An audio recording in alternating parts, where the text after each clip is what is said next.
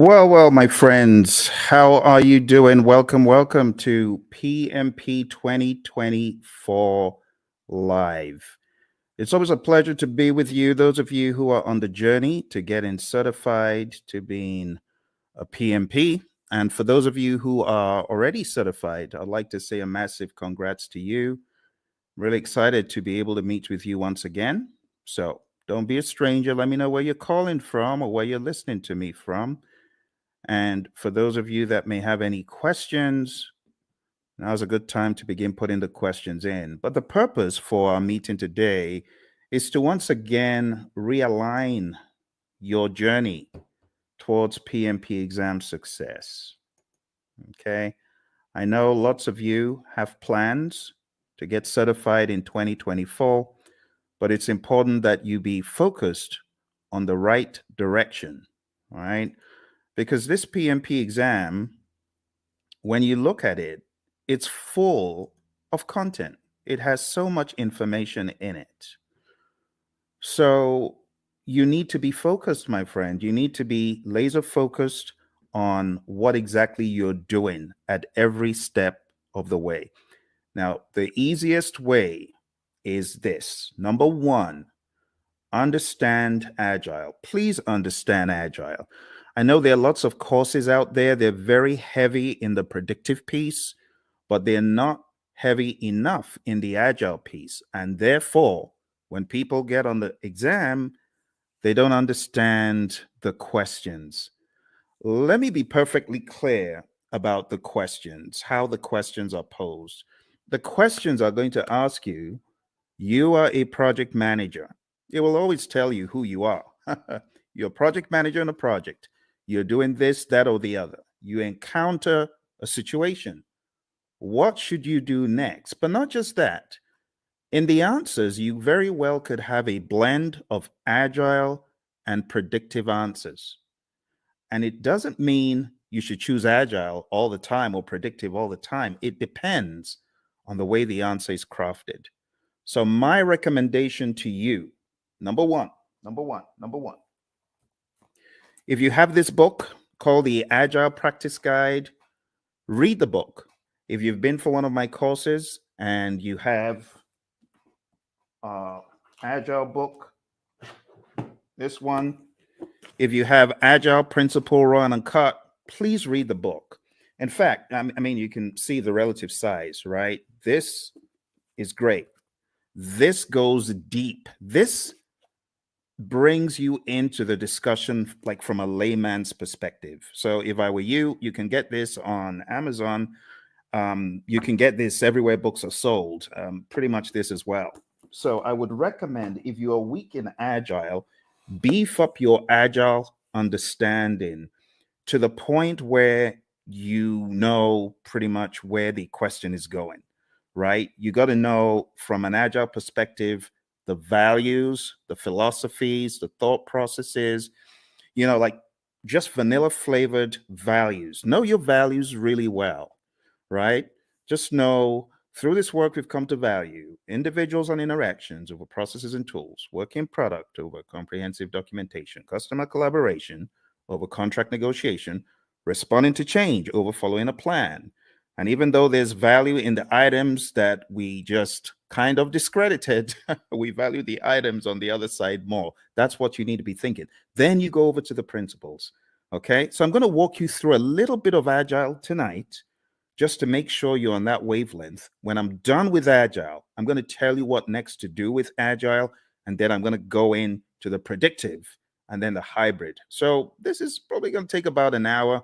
We might be fortunate to get done quicker, but I want us to jump straight into the discussion because there's a lot for me to show you in this world of PMP. And this first piece is a slice from my course that I call Agile for Practitioners. My buddy Roy and I put this together, and it has helped PMPs across the world ace their PMP exam. So I'm just going to give you a quick little slice of Agile for Practitioners tonight. Let's jump straight into a few little introductions. So that's me. That's your buddy Phil. And I got certified in 2005. And since I got certified, I've been helping people across the world come from an engineering background. I'm one of those who escaped, who ran away and went into a different world of project management, trained many organizations, as you can see on the screen, many government entities, and so on. But let's jump straight into why Agile. Why Agile? I like this quote from Leon Megginson. It says, "It is not the strongest of the species that survives, nor the most intelligent, but the one most adaptable to change." It's all about adaptability, my friend, isn't it? You might recall on page 14 of the Agile Practice Guide, the Stacy model. Stacy model is a great representation of different spectrums where you can be either in an agile setting or in a more simple predictive setting. The summary is you don't have to be agile in practice every single project. For example, you don't have to use Scrum on every single project. You don't have to use Kanban on every single project. Imagine a nuclear plant shutdown. You can't do that saying, we're going to do everything entirely agile. Heaven forbid.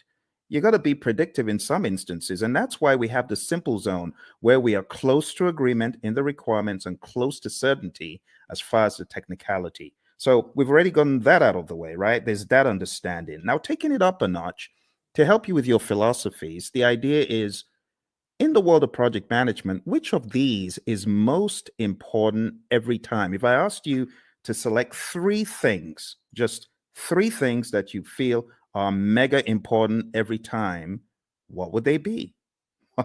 Would you choose time? I'm curious. Why don't you chat into me and say, "Hey Phil, this is what I think. This is what I think is most important on projects all the time." You want to try that?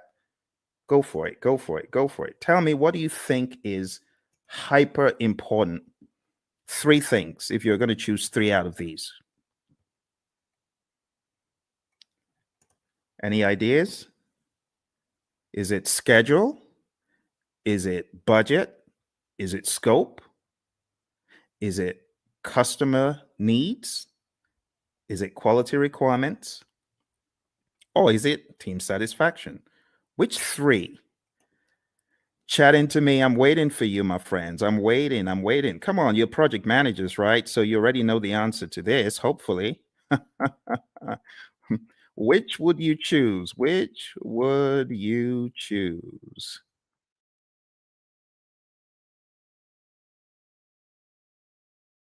All right. Which would you choose? Everyone's trying to be all cute here. All right. Well, what I would choose is probably not the first one because delivering on schedule, if I don't deliver quality, is going to be frowned on. Don't you agree? If I delivered on schedule, but my customer is not happy, what good is that? Right? What about delivering on budget? You deliver on budget, but your customer is not happy. You got issues. You see where the train is going now? So, in order to answer this question, you need to ask, what about the customer? That needs to be actually one of the first things, but it's not the first thing that you think about. You know, the very first thing you should think about? The very first thing you should think about is the restaurant analogy. Have you ever been to a restaurant and you made the mistake of being mean to the waiter and they're going back there and you're wondering, oh my goodness, I shouldn't have done that. Who knows what they're going to do to my food? Has that thought ever crossed your mind? Well, it's the same thing when it comes to the world of project management. Because if you are not satisfying your team members, the likelihood is your customer may not be satisfied because the team may not put in their best. But if your team is satisfied, and I'm not talking salary now, I'm just talking being mindful and being empathetic and ensuring that the team has what they need. You know, the Agile Manifesto talks about giving the team the environment and support they need. When you do that, you're likely to have the team meeting quality requirements, delivering on budget, schedule, scope, and the customer is likely to be satisfied. All that good stuff. Okay, so the best answer to this, you know, I don't know if you noticed, this said all plan scope. So you don't have that mindset of, oh, we have to deliver everything. In the world of Agile, no, that's not our mindset. Our mindset is we got to deliver value. It doesn't have to be all the scope. So I was looking for you to choose the bottom three. That's what I was looking for. Just the bottom three: customer, quality, and team. Now, moving on to the next part where we're going to go pretty quick. This is what I was talking about, right? The Agile Manifesto values, which I've already covered, and then the Agile Manifesto principles. I'll just summarize them. Number one, customer obsession. Number two, welcome changes, even late, for the customer's benefit. Number three, deliver working product frequently. We want this to be shorter than 2 months because things change rapidly. You want feedback. You want to put it back into production. You want customer engagement. If it's far beyond 2 weeks, your customer may be disengaged. Number four, business people and developers working together daily. Number five, building projects around motivated individuals. I mean, that's common sense. No one wants to build a project around a demotivated team, right? Number six, face-to-face conversation. Now, this is very debatable because today everyone's on Teams, everyone is on Zoom. So, when it comes to efficient and effective, we got to be careful in 2024. But for the sake of your exam, just go with number six as it's written. Number seven, working product, the primary measure of progress. In the world of Agile, we don't do all those percent completes and statuses, right? In this world, Agile processes promote sustainable development. I call number eight, don't kill the team. The don't kill the team principle. Number nine, continuous attention to technical excellence and good design enhances agility. Number 10, keep it simple, sir. Keep it simple, sister. Number 11, the best architectures, requirements, and designs emerge from self-organizing team. Just leave the team alone. Let them do their stuff. You hired adults. You hired experts. They'll get it done better than when they were meddled with. And number 12, at regular intervals, the team reflects on how to become more effective. They tune and adjust their behavior accordingly. Doesn't always have to be the retrospective. This could be just a way of life, a day-to-day philosophy. And that's the Agile Manifesto. You do really need to know this well before you exam, okay? Now, let's go a step further. There is one more thing in the world of Agile that I like showing, and that is a difference between the predictive thinking, which is encapsulated on the screen right here. You can see in the traditional world, scope is fixed. But in the world of Agile, what happens? We flip the triangle on its head, and scope is now flexible, right? What is fixed is we have a fixed time box, that's schedule, and then we have a fixed budget, team size. So don't forget these core things about the world of Agile. Finally, before we get out of Agile, I just want to remind you, because I know a lot of people fight this one. The most popular Agile framework is Scrum, okay? If you haven't read the Scrum Guide, you should. Go to scrumguides.org, download it, read it, right? Scrum is a lightweight, easy to understand model. It's based on 3 pillars of transparency, inspection, and adaptation. This is a sequence of activities. What happens? Number one, we have a product backlog, and it's a list of all the things our customers want. Then we have an event. It's called sprint planning. Sprint planning is where we meet to decide what we're going to get done in the sprint. As a result of that meeting, we get a sprint backlog. Once we get our sprint backlog, we then have our marching orders. We are already in the sprint, technically, once we start the sprint planning event. But the next event that happens is the daily scrum. The daily scrum is something that we do every 24 hours. Don't say, oh, we do a weekly daily scrum. No, that's not a daily scrum. It has to be daily. So the daily scrum is where the team meets. They meet as a sync up meeting. It is not a status meeting. Please don't choose that on the exam when they give you the trick question that says the daily scrum is a what? Don't choose status meeting. It's not a status meeting. It's a planning meeting. It's a sync up meeting. There's a difference. So it's not status. Don't think status. We could either answer the 3 questions, and with a mature team, you don't need to pass the mic around. They know what to talk about, right? But some teams prefer to not answer the 3 questions. They prefer to walk the board or just do some other configuration, right? Some very mature teams, they may not even walk the board or answer the 3 questions. But for the sake of your exam, understand that the 3 questions is pretty stable, and then the walking the board. It's talked about in the Agile Practice Guide, okay? Then the sprint, how long is a sprint? 4 weeks or less in the world of Scrum. In the middle of the Scrum, a lot of teams these days, and I really want to call your attention to a very subtle fact regarding your exam. I'm going to have to go to that book again. And it's a good book, actually. It's not a bad book. It's the Agile Practice Guide. So let's go to the Agile Practice Guide, okay? So looking at the Agile Practice Guide, I want to point out to you that there are a number of things the PMI accentuates on page 50 forward. Okay, so you do need to read PMI's account, because in the Scrum Guide, you don't have any talk about the event called backlog refinement. In fact, in the Scrum Guide, it's looked at as everyday life for the product owner. But in the Agile Practice Guide, it is called out specifically on page 52 in the Agile Practice Guide. And it just reads, in iteration-based Agile, the product owner often works with a team to prepare some stories for the upcoming iteration during one or more sessions in the middle of the iteration, okay? So this account is about 2 paragraphs, but you don't find this in the Scrum Guide. You should pay attention to backlog refinement. You should pay attention to PMI's account of Agile, PMI's account of all things that are on the exam, okay? So even though backlog refinement in this image, I've graded because it's optional, you should, as a PMP candidate, be aware that PMI has 2 full paragraphs. It says there is no consensus on how long the refinement should be. There's a continuum of just-in-time refinement for flow-based Agile. The team takes the next card off the to-do column and discusses it.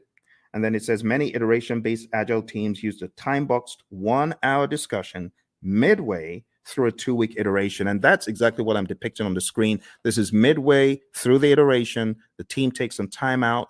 They do the backlog refinement. They go through the whole idea behind the INVEST acronym. Now, this is not a place for us to debate whether it is good or bad, because I have some of the Agile zealots who hate the INVEST acronym. Don't listen to them.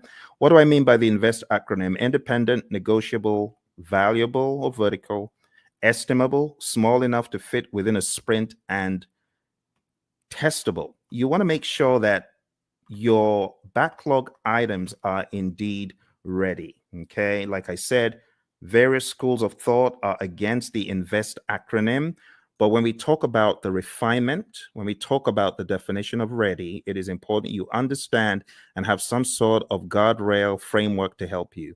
So this helps achieve definition of ready, okay?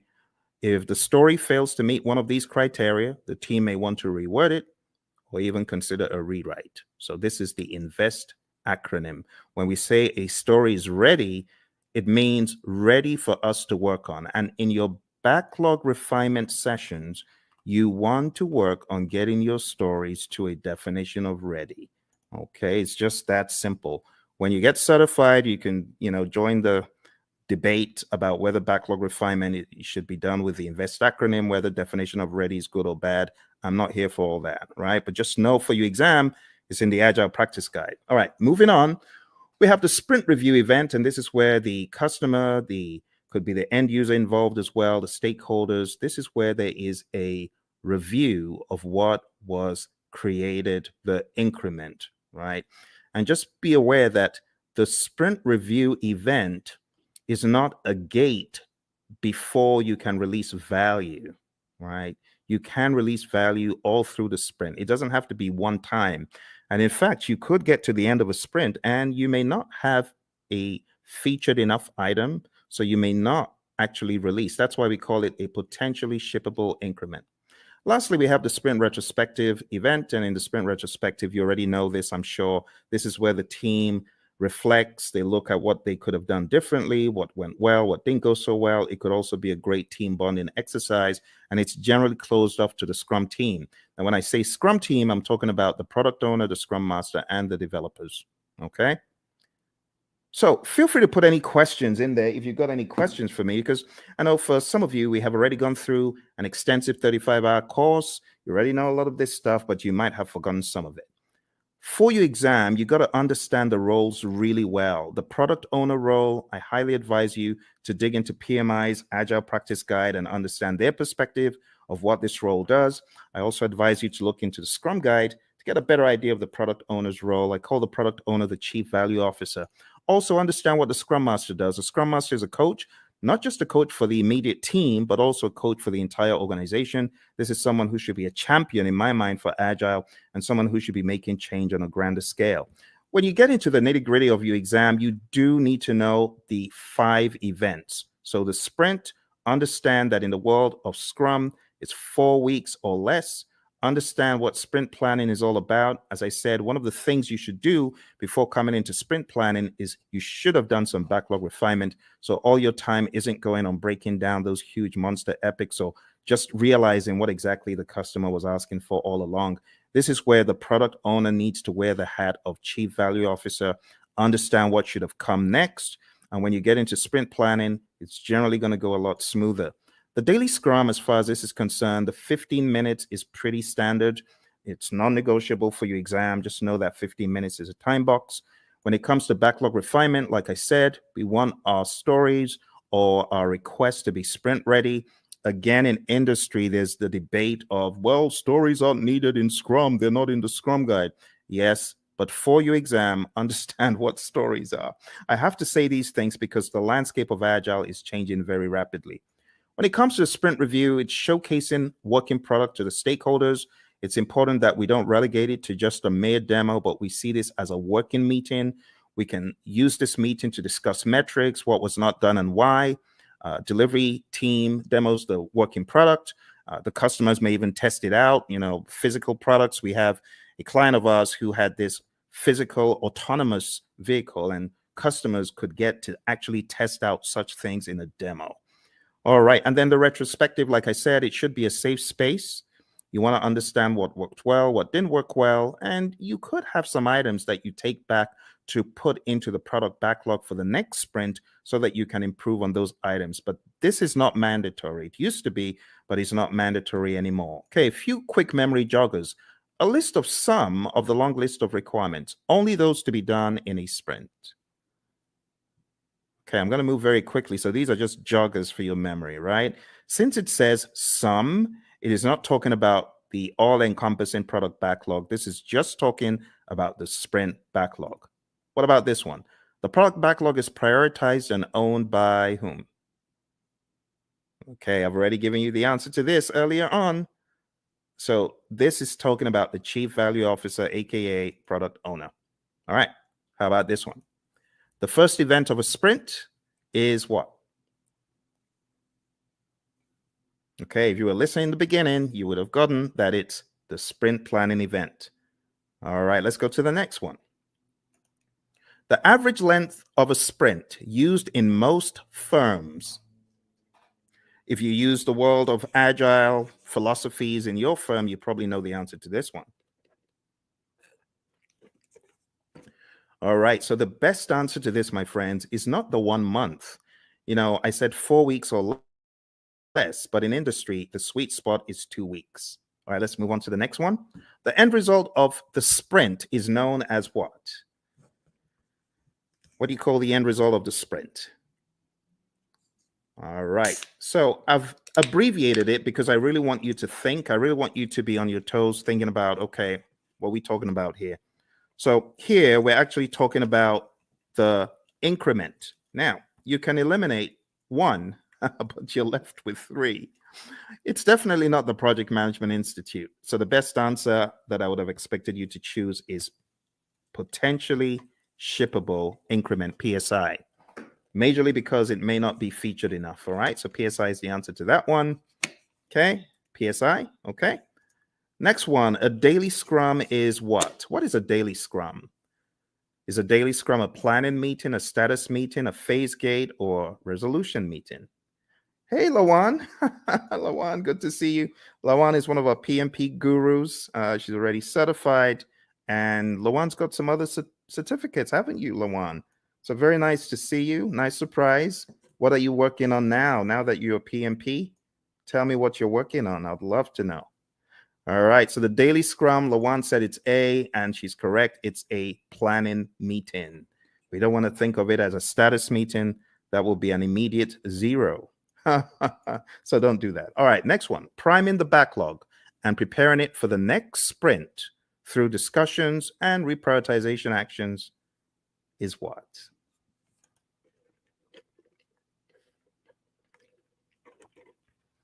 Awesome. Lawan is on it. She is on it. She hasn't forgotten it. Not missed a beat. Thank you, Lawan. The best answer to that is indeed what you chose. The answer is backlog refinement. And backlog refinement, we talk about it as being not mandatory as far as an event, but in the Agile Practice Guide, we see it there front and center. All right. The potentially shippable increment should be shown to the customer in a demonstration. This is known as what?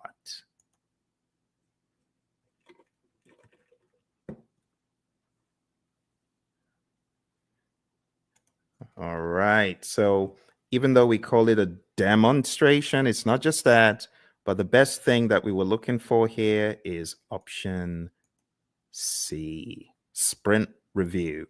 Now, again, just so you know, there's a lot of controversy in the world of Agile and Scrum when you call the sprint planning or sprint review or sprint retrospective a ceremony. You may get a wrist slap from some of the zealots. I don't care. Whatever. It is what it is. A lot of people call it ceremonies. A lot of people call them, other things. And, that's, it is what it is. Okay, Lawan. Lawan says she's working on her PSM. Awesome, Lawan.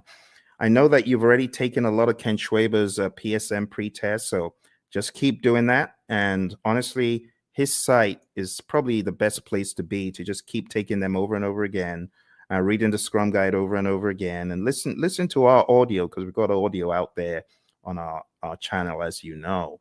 But well done, and try your best to listen to the lessons learned that are out there. We got lessons learned from the PSM from our friend Darian and Cindy, who both got certified last year. So I would recommend listening to them.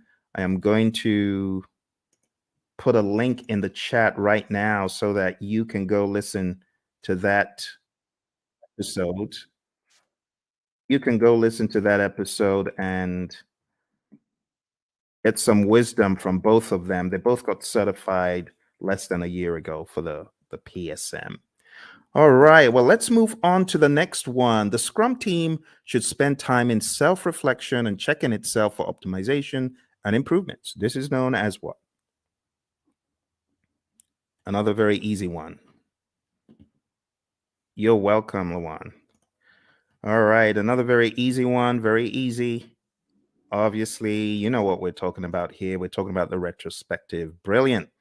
All right, another thing that you should be aware of is just the terminology when we go through the product backlog. We have different terminologies. We have the product itself. We have the epics, features, stories, and tasks. And I just use a silly little mnemonic. I just say Phil eats fries sometimes on Tuesdays. It's my mnemonic.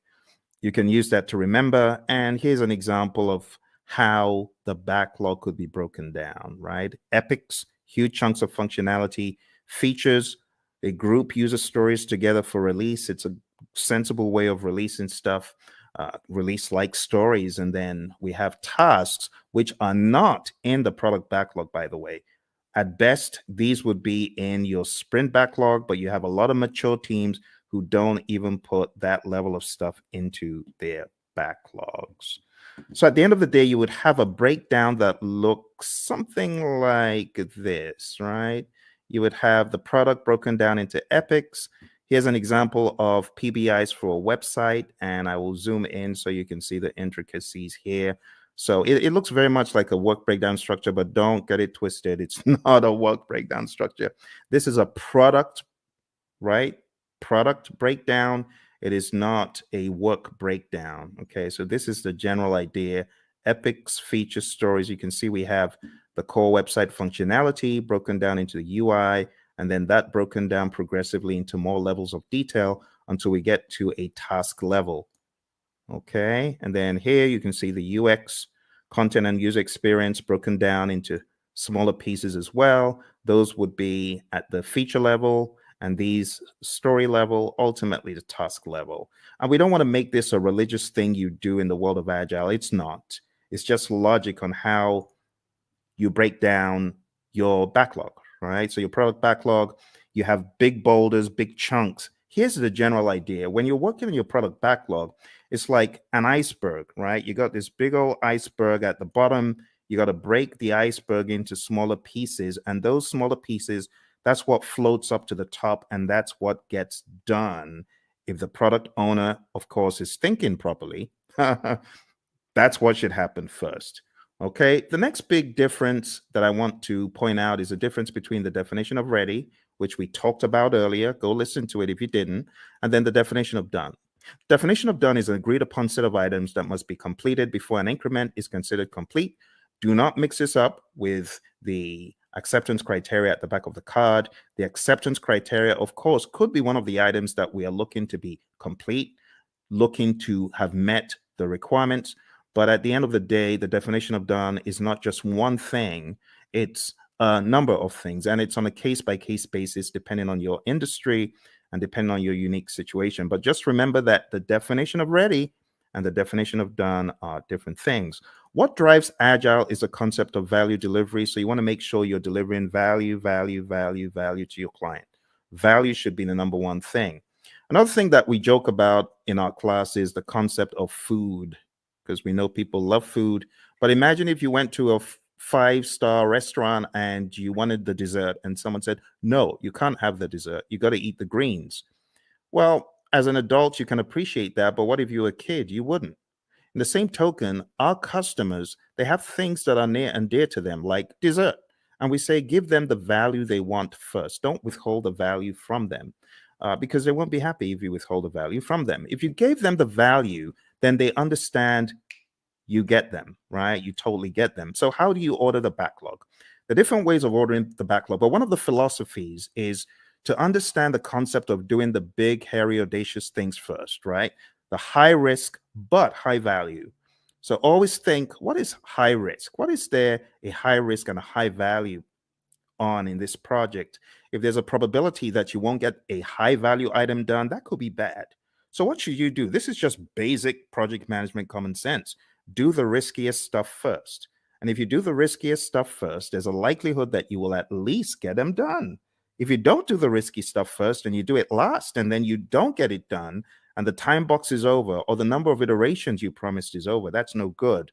So we often say high risk, high value first, low risk, high value next, low risk, low value next. And then why do you even want to do those in the top left quadrant? Why do you want to do high risk, low value? It doesn't make sense. There's so much risk in it. Low value, it could actually tank the entire project. All right. So we're not saying this is the only way to think, but we're saying start off by looking for the high value stuff and then look for the riskiest of the high value stuff. There are other instances where you could prioritize based on other items such as urgency, cost of delay, weighted shortest job first. There's so many things you could think about. So when we think about ordering the backlog, the job of the product owner is a rather interesting one because the product owner has to think so many things: revenue, demand, importance to end users, frequency of use, the risk of not having it, and so on and so forth. So as a product owner, your thinking always needs to be what is most important. Now, the product owner sometimes falls into the fire alarm trap, which is pandering to people who are shouting the loudest. That is not the way to do it. You want to use more sensible criteria like NPV, ROI, Moscow, and Kano, which are really just categorization techniques when you think about it.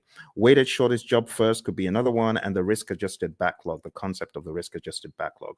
So there's so many pieces that you need to master for your PMP exam, but ultimately, you're going to understand that Agile is front and center, because I cannot tell you how many people have cried, my Agile was so huge on the exam. I was not able to answer the questions quickly enough. It took me such a long time to read them and things like that. So you got to be ready. Scrum is definitely the big number one framework for the world of Agile for your exam. And then the number two framework that I would highly advise you to hone in on is Kanban. Just understanding how Kanban is structured, what it actually means when we say limit your WIP and why we say limit your WIP. Understand what a board could look like when you have the WIP limits up top there. Understand what it means when we say the lead time, the cycle time, and things such as that. And understand this concept, because while it may not be tested on the exam, it's good to have the Agile philosophy of there's a cost for delaying delivering value to your customer. If you're not delivering value quickly enough, then your customer could tank, your customer could fall off the radar, your customer could go out of business. So we want you to have that mindset, okay? And last but not least, I'll just say have a mentality of the shuhari, right? Alistair Coburn brought this into the world of Agile from the world of Aikido, and it's just a great philosophy to understand. You got to go through a period of blind obedience. So I remember when the PMI Phoenix chapter brought the whole CSM bandwagon to our chapter, and I was one of the people who jumped on it. And our trainer was receiving a lot of consternation. Tom Mellor was receiving a lot of consternation from the PMPs because they felt, what is this? This doesn't make sense. Why should we do this? Don't criticize our project management and things such as that. But blind obedience is best. Honestly, if you're coming into the world of Agile, just leave all your predictive stuff at the door, because I was in the world of predictive for eons, but I had to embrace, as they say in the military, embrace the suck. I had to embrace what Agile was bringing, the change in mindset. And not until I embraced it and I went fully in did I fully get it. So the blind obedience stage is really important. After the blind obedience, you get to the heart stage, consciously moving away from the rules, detaching, breaking free. And when you have done this for a period, you now understand the why, and you are just on autopilot Agile when you get to the restage. You're unconsciously finding an individual path to go beyond or transcend. So, my friends, for your exam, this is the first piece that I wanted to introduce to you, because Agile is big. It's really big. Now, if you haven't already realized, your exam is going to be based on people, process, and business. And people, process, business could cut across the world of Agile, or it could also cut across the world of predictive. Yes. And that is why I should not say the 12 principles. 12 principles are important. That's in PMBOK 7. So let me just get the 12 principles out of the way for a quick second. 12 principles. Let's talk about that. So for those of you that haven't read about the 12 principles, I want you to download a PMI PDF. I'm going to try to put that PDF in the comments below. So PMI 12 principles. I'm going to share a very, very helpful PDF, because it could help you. Like if your exam is tomorrow, you obviously aren't going to have time to read this book, even though it's not as big as the 6th edition, but it's still a significant effort. But maybe, just maybe you could go through the 12 principles in this PDF. So let me show you what is in this PDF. And this will be a very quick run through, because the philosophies are quite important. Okay, so let me share this with you. The philosophies in the 12 principles. Let's go very quick. So you can see the 12 principles over here, right? You can see stewardship, team, stakeholders, value, and so on. Let's start from stewardship. Going all the way back to stewardship. So this just says you've got to be a diligent, respectful, and caring steward. All of those things there are extracted from the PMBOK 7th edition, and this is kind of like the most significant part of the book in my mind. So if you open up the PMBOK Guide 7th edition and you go to page 24, okay, I want to make it very clear, very clear. Okay, here, this is it. This is it. I know it looks transparent, but this is it. PMBOK 7th edition. So if you go to PMBOK Guide 7th edition and you go to page 24, it says, be a diligent, respectful, and caring steward. And that's what you see here, stewardship. Stewardship includes integrity, care, trustworthiness, and compliance. And the summary is this: act responsibly to carry out activities with integrity, care, and trustworthiness while maintaining compliance. And that's it. Let's go to the second one. Number 2, team. So if you follow me to the next one, page 28, it just says project teams are made of individuals who wield diverse skills. And the summary is create a collaborative project team environment. That's the summary. All right. Next, we go to stakeholders. And the principle about stakeholders is one of collaboration. It just says effectively engage with stakeholders. Number 4, value. I've already talked about value today, and this just espouses that same idea. Focus on value. If it's not valuable, don't do it. Continually evaluate and adjust project alignment to business objectives and intended benefits and value. Systems thinking. Always see the big picture. It says recognize, evaluate, and respond to system interactions. That's that one.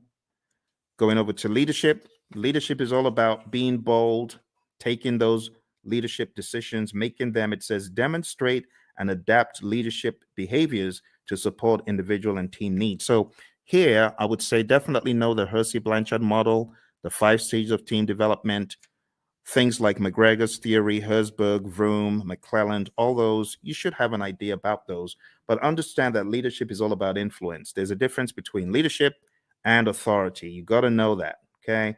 Even in the power interest grid versus the influence impact grid, there's a difference between power, authority, and influence leadership, okay? You got to remember that. So demonstrate leadership behaviors. Moving on to tailoring. Tailoring, it says tailor based on context. The summary is you cannot throw the entire PMBOK guide or guides or process group or practice guide at every single project. All right, next one is quality. It says build quality into processes and deliverables. You got to think quality. It says maintain a focus on quality that produces deliverables that meet project objectives and align to the needs, uses, and acceptance requirements set forth by relevant stakeholders. Let's move on to complexity. Complexity, it says navigate complexity. The best way to navigate complexity is to understand the dimensions in it. The dimensions, human behavior, system behavior, uncertainty itself, and ambiguity, and technological innovation. There's a difference between these two. So let me go over these on page 51 very quick for you. Ambiguity is a state of being unclear. It says of not knowing what to expect or how to comprehend a situation. Then it says uncertainty is a lack of understanding and awareness of issues, events, paths to follow, or solutions. The summary is this. PMI is saying complexity is a characteristic of a project, and you as a project manager, you need to know how to manage it. How do you manage complexity? Let me take you back in time to the Stacy complexity model, remember? Now, how did we say we would work on complexity? We're going to break things down into smaller pieces, do things in iteration. Sounds like agile, right? Because that's what we're talking about. All right, number 10, optimize risk responses. It says continually evaluate exposure to risks, both opportunities and threats, to maximize positive impacts and minimize negative impacts to the project and its outcomes. Number 11, embrace adaptability and resiliency. It says build adaptability and resiliency into the organizations and the project team's approaches. It says most projects encounter challenges or obstacles at some stage. The combined attributes of adaptability and resiliency in the project team's approach to a project help the project accommodate impacts and thrive. Adaptability refers to the ability to respond to changing conditions. Resiliency consists of 2 components: the ability to absorb impacts and the ability to recover quickly from setback or failure. Last but not least, we have number 12, one of my favorites, and this says enable change to achieve the envisioned future state. It says prepare those impacted for the adoption and sustainment of new and different behaviors and processes required for the transition from the current state to the intended future state. Here's the deal, my friends. If you're ever going through change, just remember that people are different. Some people cannot absorb change very well, and others can. So you must approach it from a humanistic standpoint. You have to be empathetic. You have to understand the J curve, the way the J curve works. People are going to be in that valley of the J curve, pondering and wondering, how does this impact my life? They're going to be down in the dumps.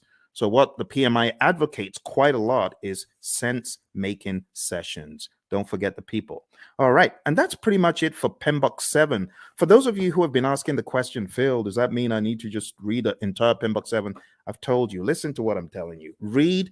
I've given you one PDF. Can I give you one more PDF from the PMI? Let me give you one more PDF from the PMI. I'm going to give you the domains PDF because I know some of you, you're still wondering, but what about the domains? I need to know the domains. Okay, I'll show you the domains. You want domains? We'll go to domains tonight. I'll show you. So here we go. Here are the domains. Okay, just to ensure that your curiosity is satisfied, there are 8 domains in the PMBOK Guide 7th edition. Now, stay with me because I know some of you are fixing to run away. Stay with me. Okay, I got to explain this. This is PMBOK 7. This is PMBOK 6. PMBOK 6 is a wildebeest. It's huge, right? It has 756 pages. This one, on the other hand, has 300 and something pages. However, when it comes to predictive project management, this does not do a good enough job, which is why the PMI have included in their library something called Process Groups of Practice Guide. And that took from the now out of publication 6th edition, and they put together Process Groups of Practice Guide to walk people through the knowledges and process groups. Because, should I just be honest? People ain't buying the domains. People are like, we've known the process groups and knowledges for the past 2.5 decades. Why are you giving us? It reminds me of the Israelites. Why are you giving us this stuff to eat? Why are you giving us PMBOK 7 to eat? So let me show you the summary, okay? Let me show you the summary. Here is the domains, okay? I've put the domains in the chat. Now let's share the domains very quick. Now, I'm going to read for you from the PMBOK Guide 7th edition, and hopefully you will not ask me this ever again because I feel it's not a very good use of our time, but I know some of you are curious. So let's go to page 7. And another thing about this book is it has 2 sets of pages. You have page 1 in the side where you have the principles, and then you have another page 1 where you have the domains. But let's talk about the domains. Listen carefully. It says, a project performance domain is a group of related activities. That's the difference. It did not say a group of processes. You get it? A group of related activities that are critical for the effective delivery of project outcomes. Project performance domains are interactive, interrelated, and interdependent areas of focus that work in unison to achieve desired project outcomes. There are 8 project performance domains. Number 1, stakeholders. Number 2, team. Number 3, development approach and lifecycle. Number 4, planning. Number 5, project work. Number 6, delivery. Number 7, measurement. And number 8, uncertainty. Let's go through them hyper quick. Stakeholders is all about your care for your stakeholders, understanding that you need to effectively interact with them. In other words, you need to manage their engagement. The team domain is all about caring for the team, team health, and team optimization. Development approach and life cycle is all about selecting the right development approach. Is it going to be agile? Is it going to be predictive? Is it going to be incremental? Is it going to be agile? And then going down into the smaller silos, is it going to be Scrum? Is it going to be Kanban? Is it going to be TDD? Is it going to be ATDD that we use here, right? And so on and so forth. Planning is all about planning the project. It's that simple. Project work, as it says here, addresses activities and functions associated with establishing project processes, managing physical resources, and fostering a learning environment. Watch this. Project work is associated with establishing the processes and performing the work. Boom, performing the work. That's the direct and manage project work process and everything connected to it. So just think executing. The next one is delivery. This just makes sense. You create a product, service, result, feature, function. It needs to be delivered. And that's what you're doing in the delivery performance domain. It addresses activities and functions associated with delivering the scope and quality. You see those two? Scope management, quality management. I told you were not missing anything. That's what these domains are all about. The next one is measurement. Now, this one, I must say, is a worthwhile inclusion in the dialogue, because a lot of times you have individuals who are measuring stuff and their measurements are probably not sensible. For example, a company my buddy Roy worked with, the company said to the testers, we're going to reward you if you find bugs. The more bugs you find, the more rewards you get. So these people aren't stupid. Of course, they had friends who were developers. So the developers started cranking out some soft bugs, not really malicious bad bugs, just soft bugs that will get their buddies a reward. What a ridiculous metric to measure. So don't measure the wrong thing. That's what this is telling us. Measure sensibly, and also be aware of the vanity metrics phenom. Don't fall into the trap of vanity metrics. Actually, the PMI has a very good breakdown of why you should be very particular about metrics. It says on page 96, we have leading indicators and lagging indicators.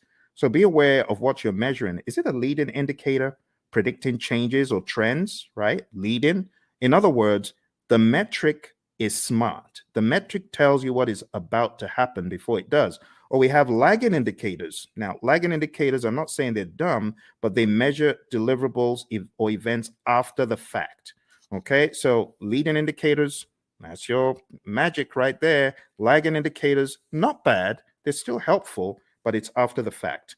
And it says what to measure. You got all sorts of things on page 98, which is a good breakdown of what to measure.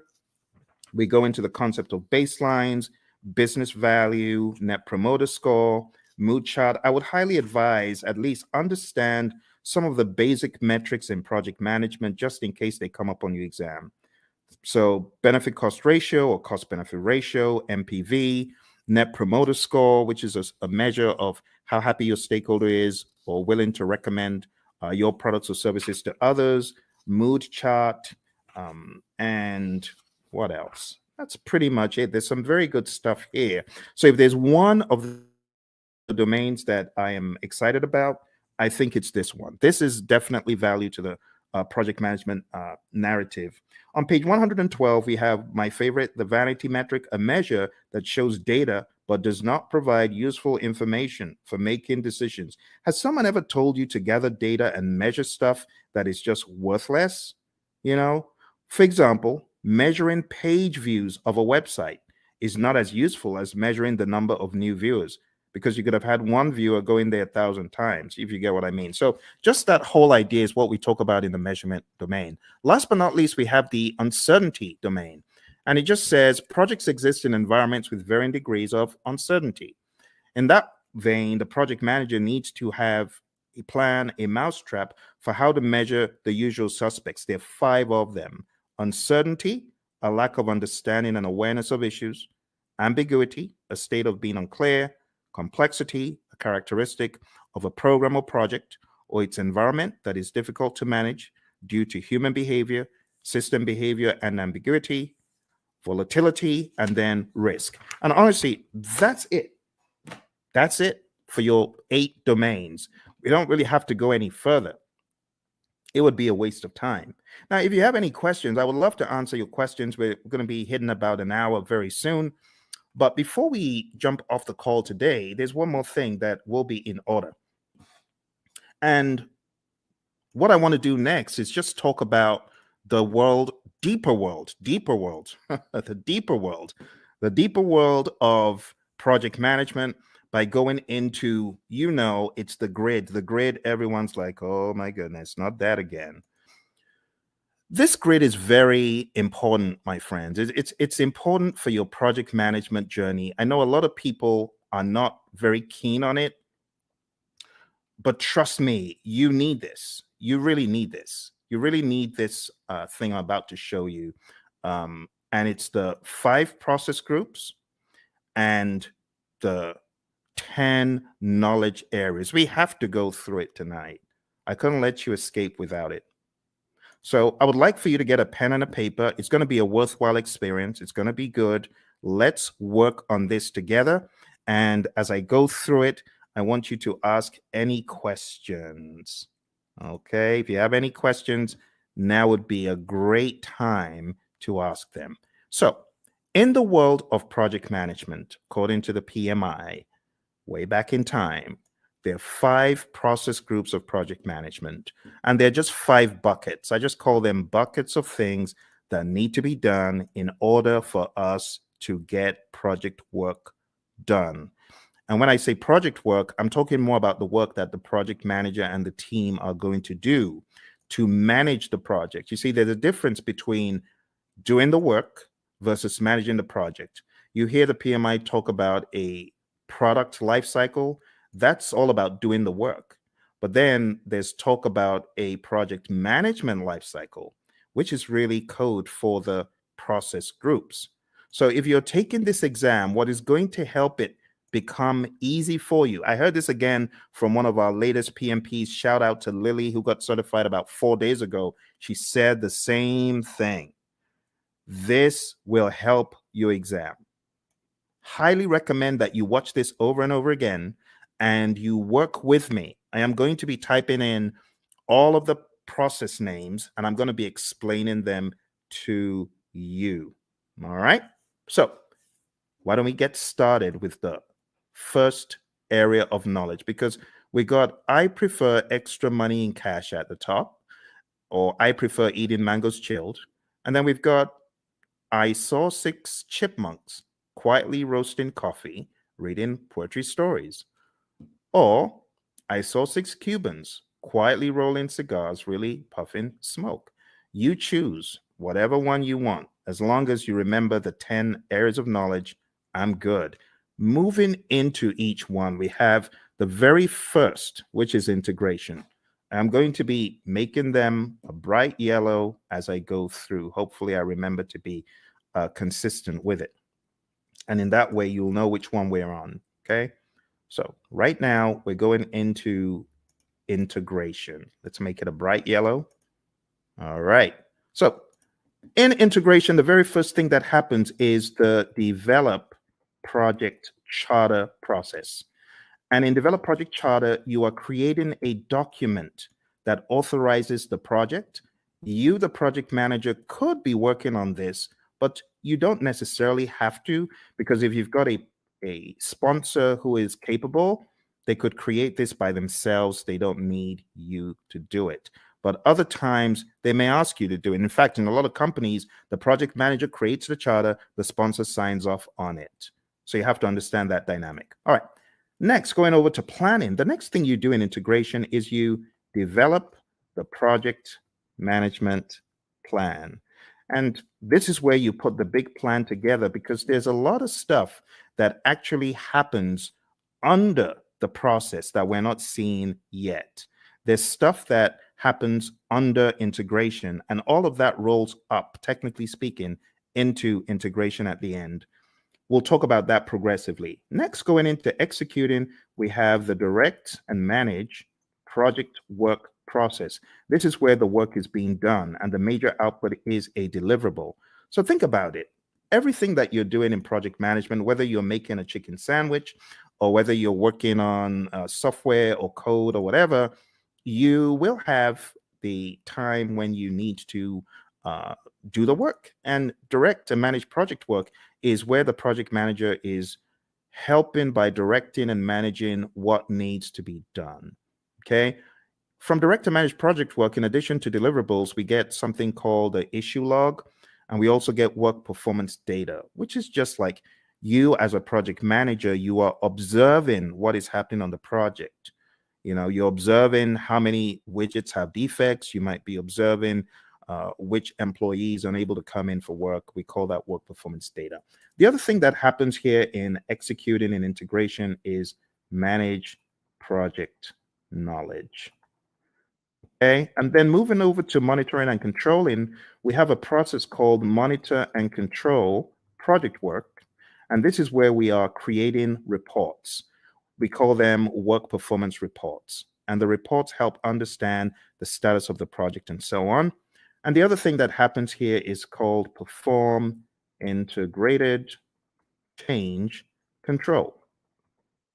And this is where you are reviewing the change requests that come in. The change control board is also involved. So you would review the change request as it comes in. If the change request is not in formal writing, you are encouraged to put it in formal writing.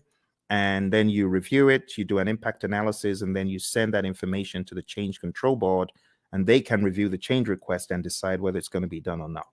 And then in closing, we have the close project or phase, process, close project or phase. And this is where you close out either a phase in the project or the project as a whole. Now, what I want to do right now is just comb through them in a little bit more depth. All right. We get a project charter from here, develop project charter over here. From develop project management plan, we get our project management plan. From direct to manage project work, we get our deliverables. From manage project knowledge, this is where we do our lessons learned. We get a lessons learned register. From monitor and control project work, we get our work performance reports. From perform integrated change control, we get our approved change requests. Remember, we could also say the change log is technically an output from here. But remember, your exam is not based on all these inputs, outputs, and stuff. They just help you understand the flow. It is important for you to understand the flow, my friends. And then we have close project or phase. So closing out the project or a phase in the project. This is where we have a final product, service, or result transition as an output. We also have a final report as an output. Okay. Now, these are not just random words that I made up. These are indeed things in the PMBOK Guide 6th edition and things that are helpful for you to know as you traverse the landscape of project management as you prepare for your exam. Okay. All right. I hope that makes sense. Do send in any questions if you have questions. So that's the first knowledge area. Now, everything that happens under integration, you got to look at it like this. Look at it like this. All this stuff under rolls up. All the stuff under rolls up, technically speaking. Now here, I know we only have one process here, but technically speaking, what you have in identifying the stakeholders, you want to make sure the stakeholders buy into the charter. All the stuff you have here in planning is going to add up to your project management plan. All the stuff you do in executing is pretty much governed, talking about governance from an integrative standpoint. Everything you do in monitoring and controlling is governed up here because all you're checking to see if you're going according to plan in all the knowledge areas is governed at a higher level in monitor and control project work. And closed project or phase, it just has that. Okay. And that's the general high level idea. Now we're going to be going crazily quick. So I'm going to put the responsibility in your court to tell me to slow down or stop, because I'm just going to go pedal to metal from here. Okay. All right. So draw along, follow along. It will be a good exercise. Going into planning, we have plan, scope, management as a process where we decide how to manage scope. Then we have collect requirements, where we are collecting all the requirements, functional requirements, business requirements, and so on. Then we have the define scope process, where we create the project scope statement, which has all the inclusions, exclusions, detailed deliverable description, and so on. Then we have create WBS, which is where we create the work breakdown structure. Then we jump across to the monitoring and controlling process group. And here we have two things. We have validate scope. This is where your customer checks the product, service, or result. And then we have control scope. And this is where you, as a great project manager, you're controlling the scope, making sure people aren't adding extras. Okay, good. Let's move into schedule management. In schedule management, the first thing that we have here is plan schedule management. Plan schedule management is where you create a plan for how to develop and manage the schedule. Then we have define activities, where we list out the activities that need to be done. Sequence activities, where we put the activities in order of occurrence. And estimate activity durations, where we decide how long each activity will take. And then we have develop schedule, which takes everything into account. And voila, we have our final schedule, right? We also from here have our schedule baseline. Just to make sure you understand the difference, There's a difference between having a project schedule, which is a live and breathing schedule that you update just sensibly as a project manager, versus the schedule baseline, which is a particular version of the schedule etched in stone. So there is a difference between the schedule baseline and the project schedule, and it helps to know that. Last but not least, on the other end of the spectrum, we have control schedule, and this is where we ensure that our schedule is going according to plan. Okay? Be sure to ask any questions. If you have questions, I will be moving a lot quicker from here. Going into scope, we have three things we do. Three things in planning and one in the monitoring and controlling section. Here we plan cost management, and that's where we plan how to manage cost. Then we estimate costs. We estimate the cost for each line item, each task. Then we have determine budget. And this is where we roll all the task costs to a final total amount. And then lastly, here we have control costs. And this is where earned value lives. Now, when I say where earned value lives, this is where we use the earned value metrics. The earned value metrics could help us see trends where we're likely to end up, or previous performance across schedule and cost and even scope. Just remember for your exam, you need to remember SPI, CPI, CV, and SV. You need to remember that they all start with EV. They all start with earned value, right? That's an easy way of remembering. If it's a variance, what do? You subtract. If it's an index, what do? You divide. So that's another quick tip. And then if it's schedule, then if it's schedule performance index, plan value is the other thing. If it's schedule variance, plan value is the other variable. If it's cost related, actual cost is the other variable for cost performance index and cost variance. Okay, so let's zoom into that for the sake of those who may have forgotten. The big thing for your exam is really knowing what does SPI mean if it's 0.4, or what does CPI mean if it's 0.4. Anything less than 1 is bad for the indices, right? Greater than 1 means you're doing better than projected. Anything less than 1 is bad. Equal to 0 means you're equal to 1, I beg your pardon, for the indices means you're right on target. For the variances, if it's 0, it means you're on target. So if you have a 0 variance, that's good. If you have a negative variance, that's bad. If it's greater than 0, like if you have even a $5 cost variance or schedule variance, that means you are actually better than planned. Okay, so those could help you in your recall for the exam. I'm going to put them over here.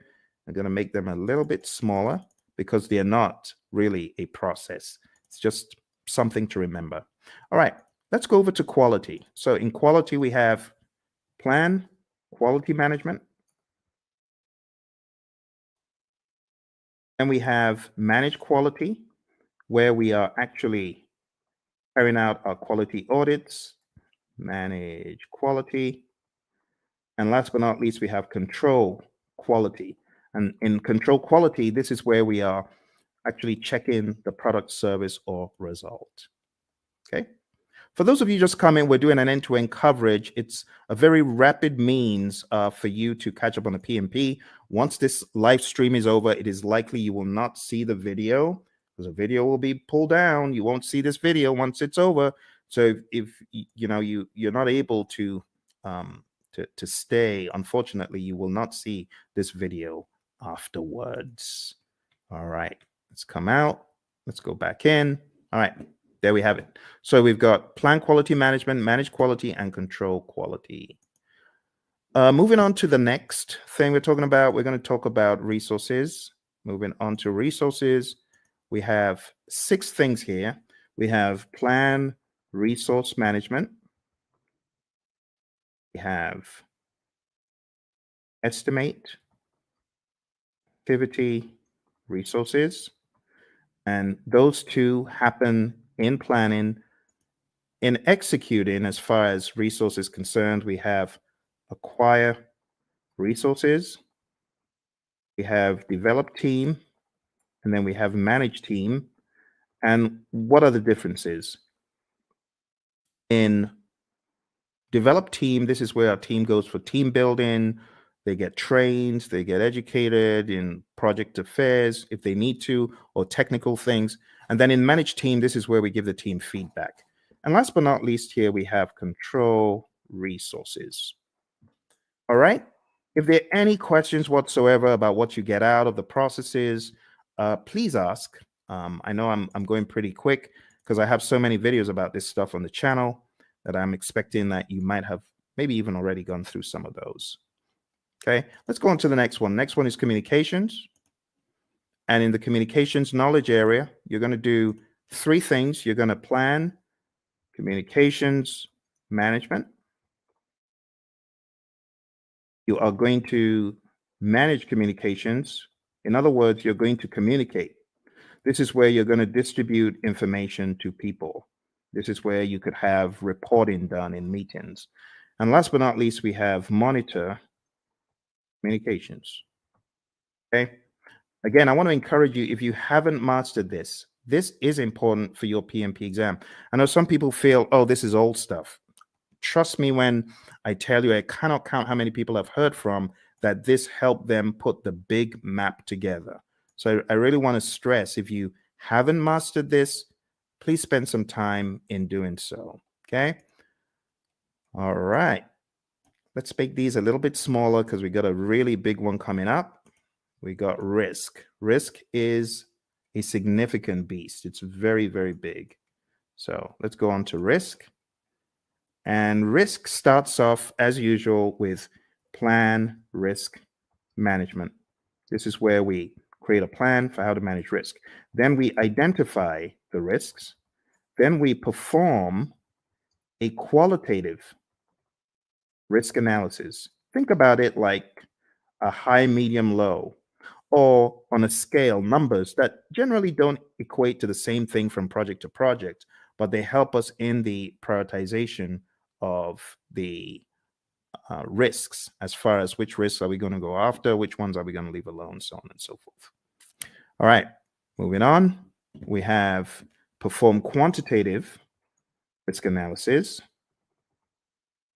And this is where we analyze the risks from a numeric standpoint that is also dollar related, or something quantitative like weeks. You could analyze from a schedule perspective, how many weeks, how many days, and that's an absolute. That is not qualitative. Or how much money is going to be the result of this risk as far as contingencies are concerned. This is where you're getting really into some hardcore amounts. The next thing that happens is called plan risk responses. And then we jump across to executing, and then we implement those responses. Okay. And last but not least, we have monitor risks. Now, when it comes to plan risk responses, again, I'm going to take some time out to talk about the A team, not Mr. T and the A team, but avoid, transfer, escalate, accept, and mitigate. Okay. So these five are your approaches for negative risk or threats.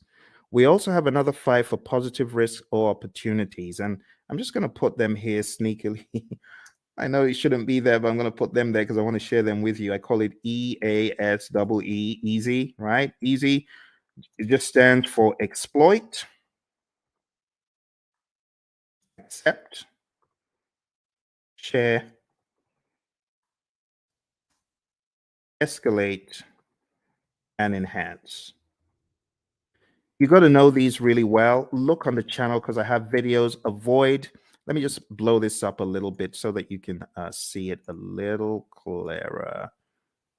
Okay, let's blow that up. Okay, so avoid, and feel free to take screenshots. That's fine if you want to take screenshots, right? So avoid is avoiding the risk altogether, 100%. The risk doesn't happen or it doesn't impact at all. Transfer is transferring to a third party. Escalating is elevating the risk to either your boss because it's beyond your power or your authority, or you could escalate because it's affecting other parts of the organization. Accept is doing nothing. We have passive and active accept, and mitigate is reducing the probability of impact. On the side of the easy, which really should be here, but I'm just making this quick. The easy is for the positive risk. So you could exploit a risk. That's 100%. That positive risk is going to happen, right? That's what we mean by exploit. 100% will happen. Accept is doing nothing. We have passive and active accept again. Sharing, again, same strategy as I said for transfer. You involve a third party. It could be a special purpose company. It could be a sister organization that you share the positive risk with. Escalate, again, escalating it to a higher power because it's beyond your project or because it's beyond your power. And then enhance is really just increasing the probability or the impact of the positive risk. All right, so that's risk, my friends. We are going pretty quick here, and we are going to be done before you know it. Let me go back and share the last pieces of information because we have just 2 more knowledge areas. Aren't you amazed at how quick that has gone? You know, in some courses, the entire 1 week is spent on that. They spent 5 days taking you through what I'm showing you in minutes. That's why you need to come to my course. Come to my course. I'll do a lot of time optimization for you.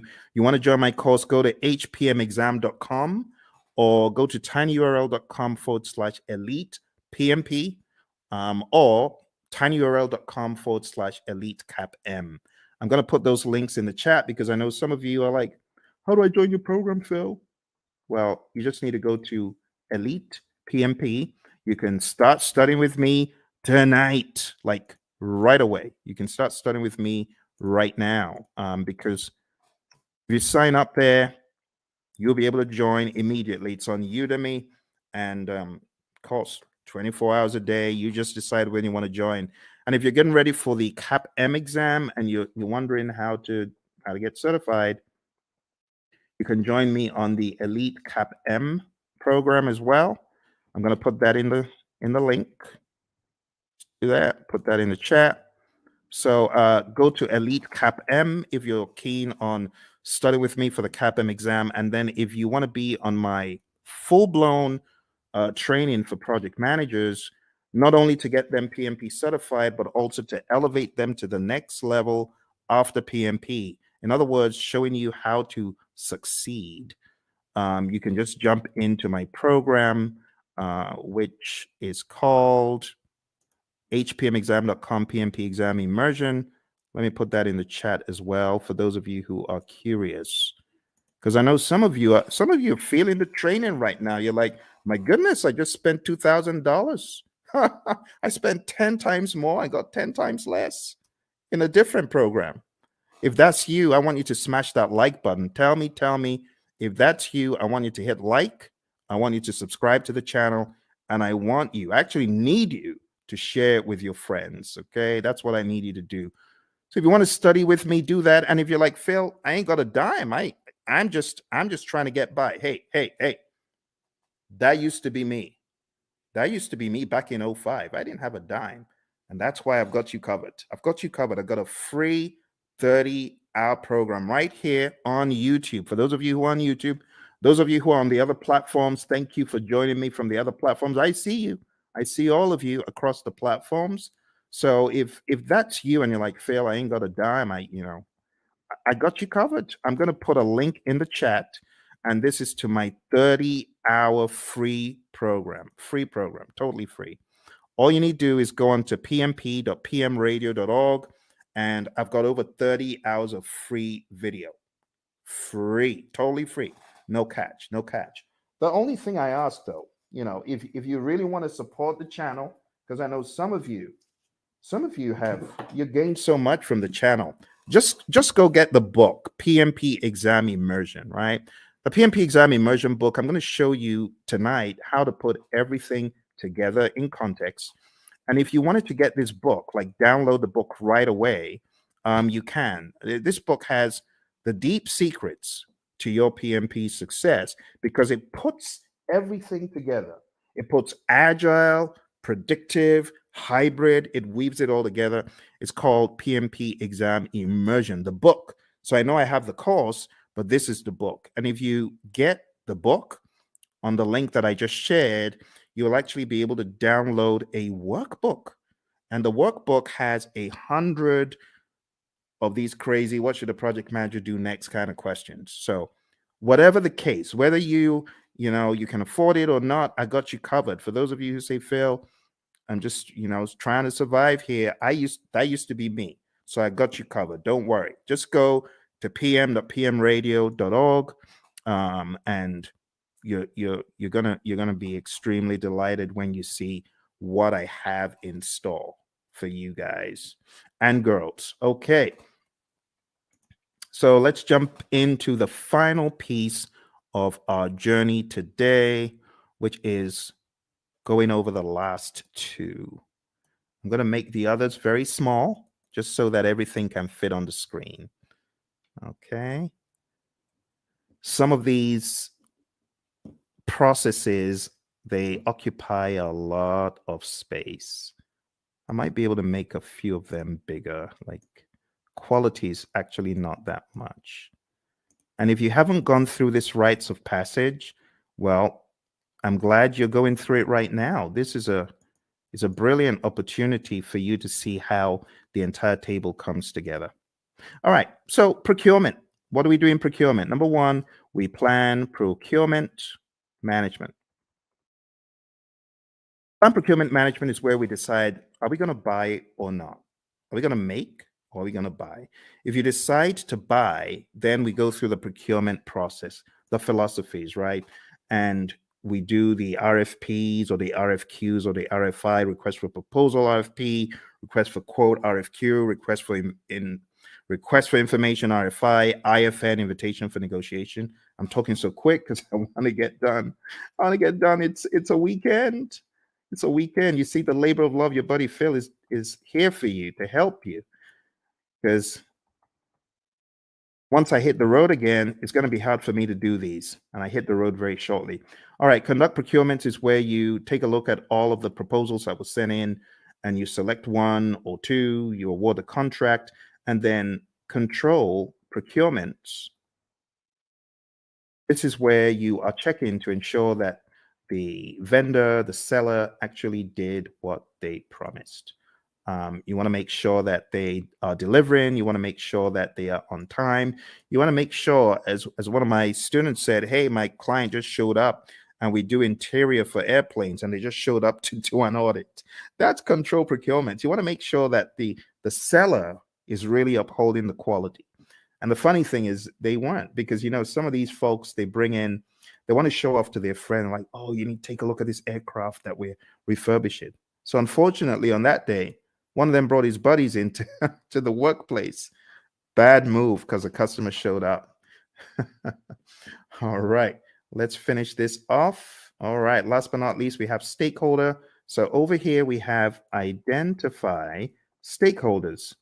This is the only one that you have in the initiating process group. And then we have plan, stakeholder engagement.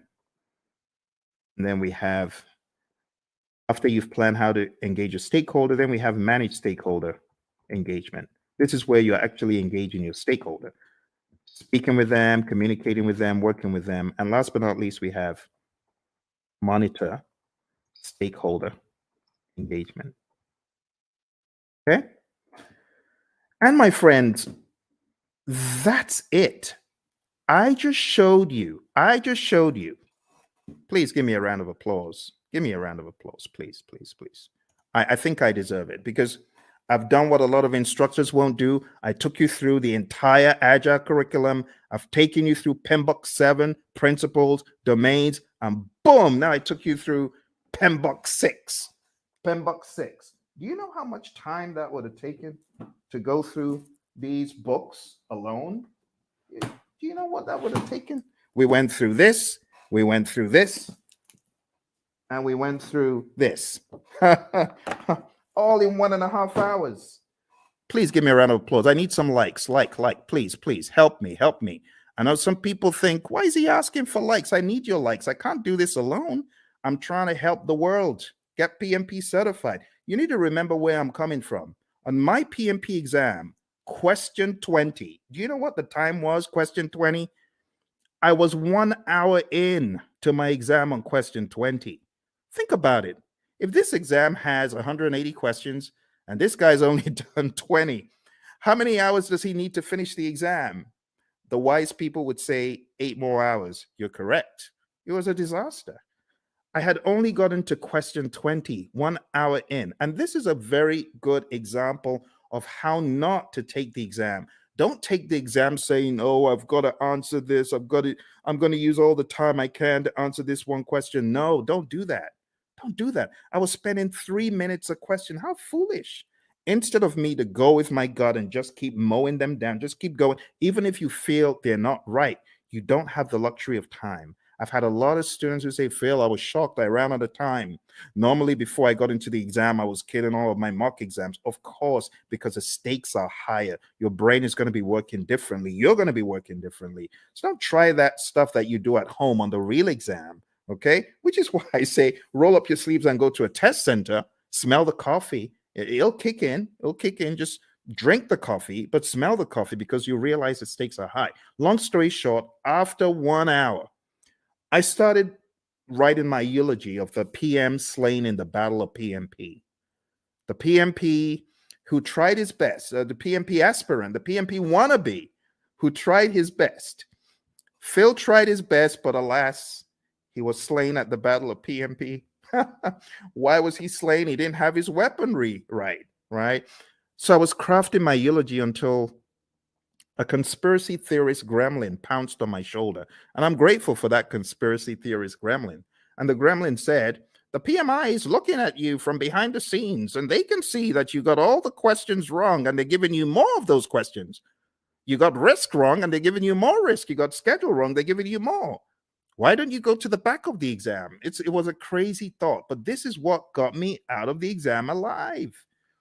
I jumped all the way to the back of the exam. Back in those days, you could move backwards and forwards between all the questions. And back in my day, there were actually 200 questions. So I went all the way to the back and I started doing the questions from the back, from the back, from the back. Truth be told, hey, use this. Use this as the fire escape. For me, it was the fire escape. I started backwards and I realized the questions were easier from 200, 190, 180, 170, 160, 150, 140, and just kept doing the exam backwards, and it was easy. Then I got to a pocket of difficult questions. It's like these question writers are like fiends from the pit. They know where to grab you, and they just, boom, dollop a boatload of hard questions, and it's like quicksand. Don't be moved by that. You can jump over the quicksand, or you could just do C, D, E, C, C, C, whatever the options are, but don't get stuck in the quicksand. I didn't get stuck in the quicksand. Kept mowing them down. I think I had a pocket of difficult ones in 120, kept going back around 70 something, difficult ones around 50. I didn't care. I was just mowing them down, doing my best. And then I got back to question 20. And guess what the time was? 3:55. Pretty much I had 5 minutes left. And the question is, am I going to start changing stuff, or am I just going to end the exam? Took a deep breath. Boom, end the exam.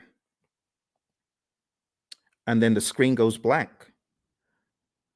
You've been selected for a survey. We would like to find out, did you enjoy your exam experience? Was it clean? Did you like the staff members? Oh my goodness. Now I have to go all the way through this ridiculous survey saying, I liked it, I didn't like it. But remember, the conspiracy theorist gremlin is saying, fail, you got to say you like it, because if you said you don't, you're going to fail. So what did I do? Yes, I liked it. It was good. It was clean, even though it was dingy and dim lit. Everything was good. It was good. It was good. It was good. Then press the end button and the screen goes blank for like an eternity. Congrats. You've passed the exam.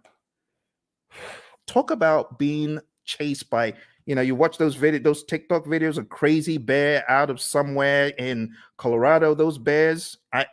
That was me. I felt like I had run from the crazy beast. And that's why I do what I do. Because when I came out of the exam, I promise that if I come out of the exam alive, as I'm writing this crazy exam called the PMP exam, I'm promising if I come out of this thing in one piece, two promises. Number one, I promise I'll never curse the PMI. I won't curse them as I always have been. And number two, I promise I'll tell everyone anything in the world that moves. I'll tell them this exam crazy. Crazy exam, crazy exam. That's why I say take no prisoners. Do everything you can before you find yourself in front of that computer monitor. Do everything you can. All right. Final thing we're going to talk about today, my friends. I'm going to show you the PMI's secret sauce for the PMP exam. They have a secret sauce for the exam, and that secret sauce is encapsulated in a document. And the document is simply called PMP Exam Content Outline. I'm going to put that in the link so that you can download it and read it. I'm showing you where all the treasure is buried tonight, my friends. You know, like I said, I'm hitting the road again. I don't know when next I'm going to be able to do this. It's going to be a while. Here we go. Here we go. That is the PMP Exam Content Outline. And I'm going to go over the outline with you, but I'm not going to do it the usual way. I'm going to do it differently. I am going to do it very quickly by going through my special roadmap. It's a roadmap I created for the PMP, and it cuts off, I would say, about 10 hours. It cuts off 10 hours from the curriculum because it's very rapid and effective. Are you ready? Let's jump into it. Let's jump into it. Here we go. Here we go. For those of you that have been on since we started, thank you very much. I hope you're finding value from it. Your exam is going to have people. 42% of the exam is people, 50% is process, 8% is business. And then you can slice that across 50% agile and hybrid, 50% predictive. Okay. So what am I trying to say? I'm trying to tell you agile is a beast, a big old beast as big as predictive. Here's the breakdown one more time. See that? So pay close attention to the process domain, but don't forget, you could slice these into 21 for people, 21 agile and hybrid, 21 predictive. For process, 25 agile and hybrid, 25 predictive. For business, 4% agile and hybrid, 4% predictive. That's the general idea. Okay. Let's go into the people domain very quickly, and I'll just try to wrap it all up. Okay. Number one,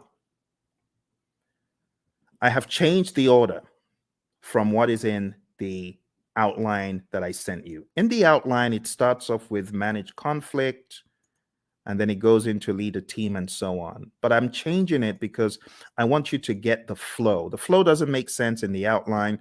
I want you to get more of the flow from a time perspective. So number one, what I want you to think about first is building a team. You build a team, and then you begin to define the team ground rules, do's and don'ts, and acceptable behavior. And then you begin to lead a team. You know, my mentor, John Maxwell, he says a true measure of leadership is influence, nothing more, nothing less. You're going to lead the team to success. You're going to help the team understand what to do on the project. Leadership is all about example as well. The Hersey-Blanchard model is also a very good one to talk about here. If you haven't heard about the Hersey-Blanchard model, this is it. The thesis of the Hersey-Blanchard model is you need to be a situational leader. You can either be in a directing mode, depending on the individual. This is where you give low support and more direction, or in a coaching role, or in a supporting role, giving more support than direction, and in a delegating role where you just know the keys to the kingdom are safe with this dude, this girl, because they've proven themselves time and time again. But you don't always stay in one quadrant. You move around depending on the individual and the circumstance.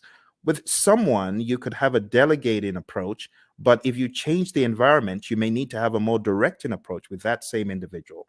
And that's the general idea. The other thing that you really need to know for your exam is the 5 stages of team development: the forming, storming, norming, performing, and adjourning. This will help you on the questions. There's also subtle lingo used. So when it comes to forming, the team members are independent. When it comes to performing, the team members are interdependent. So you got to understand PMI's lingo when it comes to these. I would say it's worth checking how they discuss the 5 stages of team development, or Tuckman's ladder, Bruce Tuckman's ladder. Also, as part of your journey, know the 10 tenets of servant leadership: listening, empathy, healing, awareness, persuasion, conceptualization, foresight, stewardship, commitment to growth of people, and building community. You already know the PMI isn't going to do this in parrot fashion, but you do need to be very comfortable with the narrative. Also, for the people domain, you need to understand the Thomas Kilmann conflict mode instrument. There's no image of this in the PMBOK guides, any publications from PMI, but you need to realize that you could be somewhere in the middle as far as your approach to conflict, or you could be very forceful to get your way, or you could be in a collaborate or problem solve mode, which means you're assertive about your needs and the other person's needs. You could be in the avoid or withdraw mode, or you could be in the accommodate or smooth mode. The accommodate or smooth means you're more focused on the person's needs than yours. Avoid or withdraw means you don't care about yours or the other person's needs. You just want to escape. And that's okay. But avoid or withdraw is not the end. You could be back. You could be back with some additional backup. It depends. Okay. So there they are again. The Thomas Kilmann conflict mode instrument, PMBOK 6, page 349. If you're in PMBOK 7, it's talked about differently. It's kind of wonky because it kind of went off something else instead of sticking to the Thomas Kilmann conflict mode instrument itself. This is what I would recommend, though, for your exam prep. Okay. So going back, we've talked about 6, 12, and 2. The other things you need to know for your exam: definitely understand how you as a leader should build shared understanding. Then we go to task 5, ensuring team members and stakeholders are adequately trained, which is a no-brainer. Number 13, mentoring relevant stakeholders. Whether you're the scrum master or the project manager, you should mentor. Empower team members and stakeholders. Manage conflict. This is where the whole conflict dialogue now comes in. Number 11, engage and support virtual teams. Understand the concept of the fishbowl window. Number 9, collaborating with stakeholders. Number 7, addressing and removing impediments, obstacles, and blockers. Number 3, supporting team performance through the application of emotional intelligence. Number 14, I beg your pardon, promoting team performance through the application of EI. And number 8, negotiating project agreements. Now, 3 and 14 are very close. Supporting team performance and promoting team performance, they're very similar. Supporting the team means you're there for them, you big them up in a meeting, you don't throw them under the bus.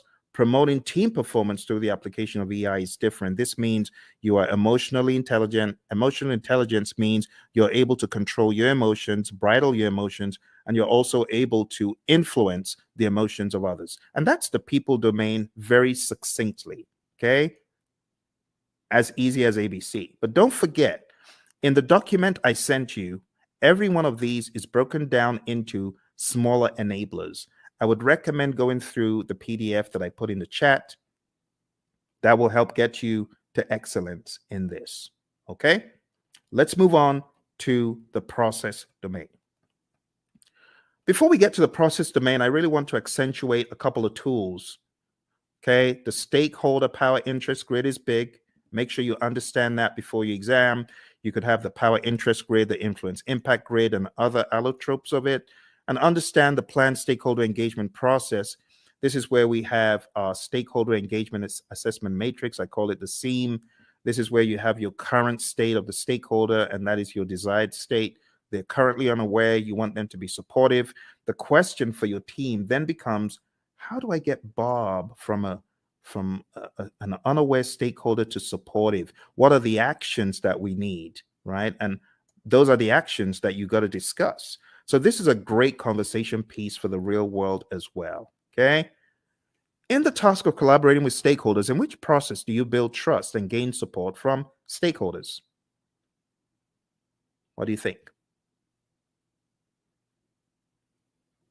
A, B, C, or D? All right. I'll go quick. So the answer to this, my friends, is where you are communicating with the stakeholders and working with them. And therefore, the best answer is manage stakeholder engagement. You won't get questions like that on the exam because those are very prescriptive to process name, but still you could get the process names expanded upon and camouflaged. So you do need to know what you're doing in each process. Here's another one. On your agile project, when facilitating a meeting with stakeholders, it is critical to do what? Is it hold the meeting in person? Is it develop and distribute an agenda prior to the meeting? Is it bring snacks? Or is it use technology to record the meeting so you can reference as needed? What do you think? Which one is more agile than the others? Which one makes sense? Okay, so which one is critical? In which one would the meeting sink if you didn't do it? Think about it. It's like a trick question. But you're not required to hold meetings in person in the world of Agile. You don't have to bring snacks and you don't have to record, but it would make sense.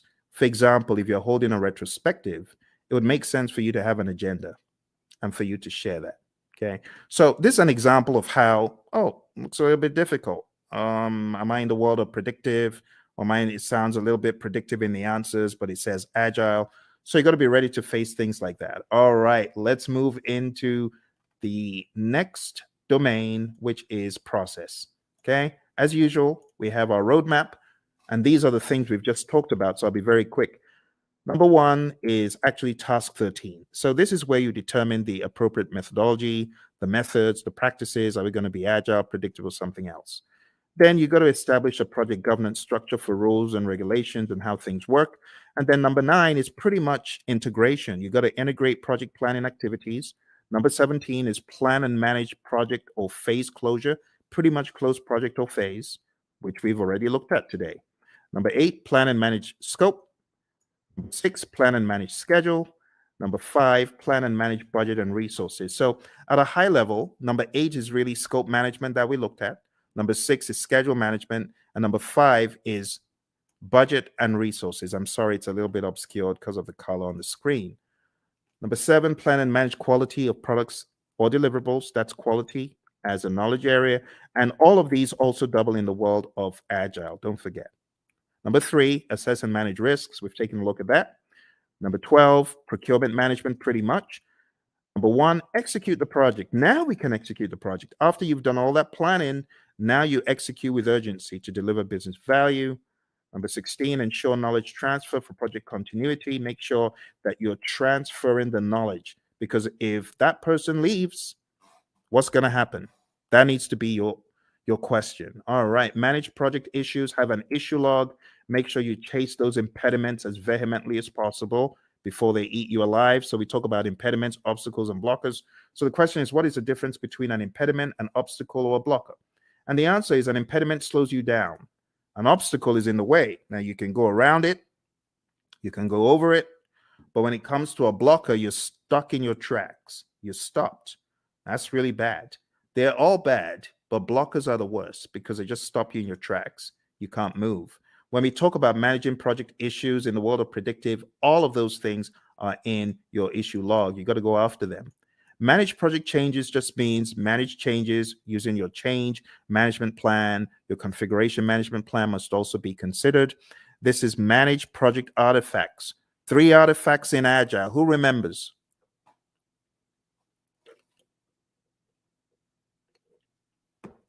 I'm getting some crickets. 3 artifacts we talked about. Does anyone remember?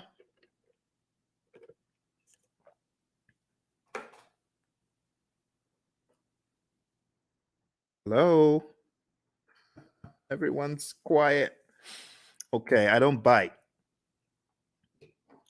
All right, so the artifacts I was looking for from the world of Agile is your product backlog, your sprint backlog, and your increment or PSI. In the world of predictive, I was expecting the baselines and the plans pretty much. They're possible artifacts. We could also say our burn charts are artifacts from the world of Agile and things such as that. There are other things we could include. All right, managed communications is the next one. Pretty much managed communications, the communication knowledge area, and then engage stakeholders. pretty much the stakeholder management knowledge area that we've taken a look at. Okay.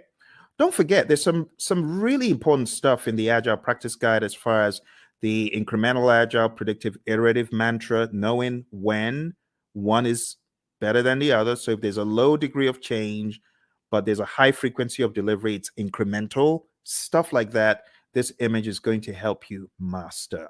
Again, know your Scrum, know your Scrum, know your Scrum inside out. Read the Scrum Guide. Make sure you go to scrumguides.org. As I recommended earlier, read it, go through it, go to Ken Schwaber's website, scrum.org, and make sure you take some of his Scrum basic assessments. They will really help you get very firm in Scrum.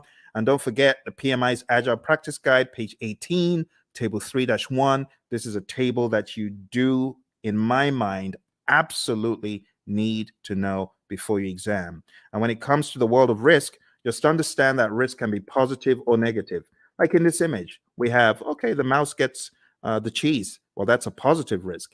Or the trap gets the mouse. Okay, it's a negative risk. But from whose perspective? From the perspective of the mouse. But what if we're talking about the homeowner? From the homeowner's perspective, what if the mouse gets the cheese? That's negative. So you always have to put on your perspective hat. Speaking of hat, the mouse is wearing a hat. So what strategy has the mouse adopted from this? Well, the answer would be mitigate. The mouse is trying to mitigate. Okay. Let's move on to the final domain. The final domain in this narrative, my friends, is a business domain. And in the business domain, we have 4 tasks. Number 1, plan and manage project compliance. Make sure that you are complying. Do not comply, because not complying could be bad. We're going to hear from our buddy Roy very quickly here. He's going to share the agile perspective of compliance. Let's hear what Roy has to say. So Roy, is this a good word in agile space? Well, maybe it's a necessary word. We certainly don't like it, but it is functionally correct. It is technically the correct word to use. But we do want to make sure that we're aware of what compliance regulations are in place, so that we don't get ourselves in trouble. But I also want to stress that there are actually times when we might intentionally decide not to be in compliance. I've done a lot of work in the finance space, insurance space, and sometimes they're actually having those conversations of, okay, there's a new regulation that just came down the pike. Is it cheaper for us, for at least for right now, to go do that and go make sure that we are compliant, or should we just pay the fees for a period of time and do that work later? So those discussions they're valid discussions, especially when no one's being hurt. It's not about that. It's more about this regulation. We just can't get to it right now. It's going to cost us more to do it now versus later. So sometimes there's discussions happen, but those things are planned. They're understood. There are lots of discussions. Same basic needs, in an agile project as you would in a traditional project. It doesn't really change that much. But again, the difference is how we do it. We make sure that the teams are very aware of the compliance and regulatory needs, and that they understand them very clearly, so that we don't necessarily have to do reviews to identify compliance. We are encouraging the teams to be compliant always. That's a big difference. All right, good words from our buddy Roy. And like I said, if you want more of Roy and I's training coaching, going down to hpmexam.com, we have tens and tens of hours of both of us going back and forth talking about this stuff over and over again.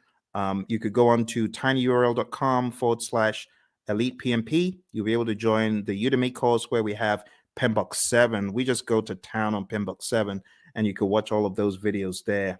All right, moving on. Let's go back, and we're talking about business domain. Next thing is evaluate and deliver project benefits and value. So in the world of the PMI, they've become hypersensitive to the concept of benefits and value and outcome. It's no longer just about deliverable.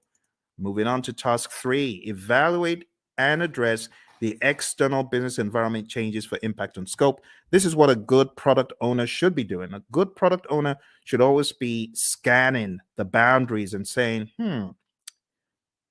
what has changed in the environment? How does that affect our project? That needs to be the question. All right. As usual, I want to hear from my buddy Roy about environmental impacts. He always has such great wisdom to share. So let's listen to what my buddy Roy has to share. I hope the sound is coming across properly. It's a little bit different from Zoom's, this mechanism I'm using. So do let me know if you're able to hear the sound of Roy's voice. Let's listen. I'm glad they're talking about the backlog. That's a very positive change. Obviously, observing and monitoring and all that sort of thing is really not that much different than you would do. That's a business thing. Your product management community, if you have one, they would be doing these sorts of things. And that part doesn't change.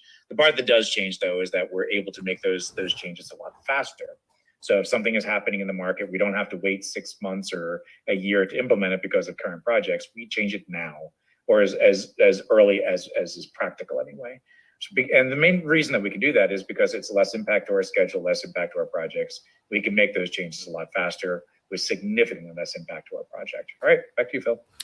All right, awesome stuff from our buddy Roy. So now you understand the concept of the environmental changes and their impact on scope. We've got one more, and we're going to be done for the night. We're going to be done. So here's your last chance. Type in any questions you have. I'm sorry if you are typing in questions and I'm not seeing them. This is a different platform, so even though it's live, I am unable to see if you have chatted in anything. It's not coming through. You might want to go to LinkedIn and try, because a few moments ago, Lawan was chatting in and it did work for her on LinkedIn. So if you're typing in and it's not working, I am sorry. All right, let's go on to the final one, and it's support organizational change. And you as a project manager, this is your job. Your job is to support organizational change. If the organization is going through change, you got to be a champion for it. You got to make sense making sessions. You got to help the organization, right, in their sense making sessions. You need to spearhead and lead the charge. As it says here in what we have in 3.4, it says assess the organizational culture. That's number one. Number two, evaluate the impact of the organizational change to your project. And finally, evaluate the impact of the project to the organization. And then you got to determine required actions either way. That's the general idea. We're going to hear from our buddy Roy, and then we're going to wrap this up. So our buddy Roy is going to talk about organizational change from the world of Agile. Let's hear from Roy. So Roy, how do we think about supporting organizational change from this perspective? Yeah, this is huge in the Agile space. And the main reason is to enable Agile to work properly, you need to change the organizational culture. It has to happen. To support things like, experimentation and the ability to fail and removing impediments as quickly as possible. All of these things may be contrary to the way that your organization is set up and contrary to the culture. So as project managers, as scrum masters, you need to be evangelists and champions of the process and encourage that change by educating your leaders, educating your business partners, your stakeholders, making sure they really understand what this is all about. Organizational change, let's say this, the biggest barrier to Agile adoption is organizational culture. So if you're looking for one thing that's going to be your biggest problem, it's the organization itself, the culture of the organization. So you need to pay particular attention to that, because you're going to see behaviors that are more traditional in an Agile environment. But in an Agile environment, those traditional behaviors don't work, right? If we're expecting to see things the same way, do things the same way, and just do Agile, you will fail. It will not go well for you. You may get some benefits, but eventually you're going to start seeing where the organization is going to get in the way, and you will start very quickly falling back into traditional approaches because this Agile thing doesn't work here, right? And it's not that Agile can't work there, it's that your organization is just not changing to allow it to happen. All right, Phil, back to you. Awesome stuff as always from my buddy Roy, my Agile coach. Thank you, Roy. And with that, my friends, we are done. Or are we? There's one little piece left that I like to throw in at the end, just to help you see how far we have come. Because when I tell you we've climbed 1,000 mountains, you better believe it. We've climbed so many mountains that you won't even believe. When you see the roadmap of everything we've done tonight, you won't believe how much we've done. We've done a boatload of stuff. We've done so much stuff, it could actually be a little bit mind-boggling to you. So what I like to do at this point, I like to show like a roadmap of all the intricacies of the PMP exam. So let me just go over them one by one. First of all, we've talked about the world of predictive. We've talked about the world of agile. We've talked about the people, process, and business domains. We've talked about Scrum. We've talked about Kanban. We've talked about the Agile Manifesto, talked about the Agile Manifesto values and principles. And then I've shown you PMBOK 7. I've shown you PMBOK 6. I've shown you the 12 principles and the 8 domains. Wow. My goodness. Okay, let's put it all into perspective. I'm going to show you one more image to bring it home. This is going to be the coup de grace. It's going to help you see everything in one place.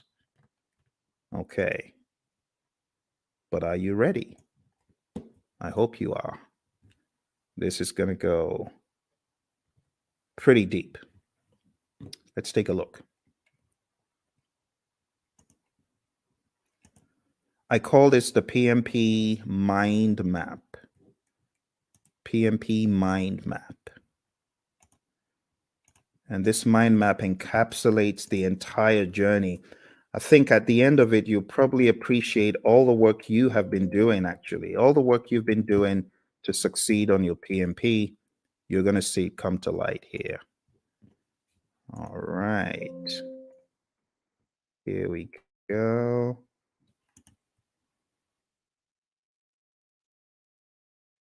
PMP mind map. You might have seen a video where I talked about this in the past, but it's always new because of the enormity of what we have done tonight. You ready? Okay. You take myself off the screen so that you can see it. All right. So we've talked about everything here in the world of Agile. See that? Let's zoom in. Agile. Talked about the manifesto, talked about servant leadership, talked about charters, and these are some other pages that you need to focus on. We talked about predictive, 5 process groups, 10 knowledge areas, 49 processes, talked about the principles and the domains, talked about the PMP exam content outline. Quick note on hybrid, if you haven't already read pages 26 to 30 in the Agile Practice Guide, you definitely want to. And then we talked about Scrum. We went through the 353, and then coming to a wider view, we've talked about integration, scope, schedule, cost, quality, resources, communication, risk, procurement, and stakeholder. We've talked about people, process, and business. And then we've talked about some auxiliary things. I told you about my experience on the exam. You got to manage your time. I told you definitely take it at a test center. I wouldn't advise taking it at home. Bad things happen to some people who take it at home. Some people are able to escape unscathed, but trust me, when it happens, when the flying monkeys come out, it's no fun. And I know a lot of people who have encountered the flying monkeys. Get enough sleep for your exam and definitely do a lot of scenario-based tests. If you haven't taken my 200 question test, which you can find, actually, I've got 200 question tests on YouTube. If you haven't taken them, I highly advise that you do. I'm going to put them in the chat. Do that. So, well, my friends, thank you very much for joining me. I appreciate it. You take care, and don't forget, check out all the links, hpmexam.com, tinyurl/elite PMP, and tinyurl.com/elite CAPM. All right? You take care. All the very best.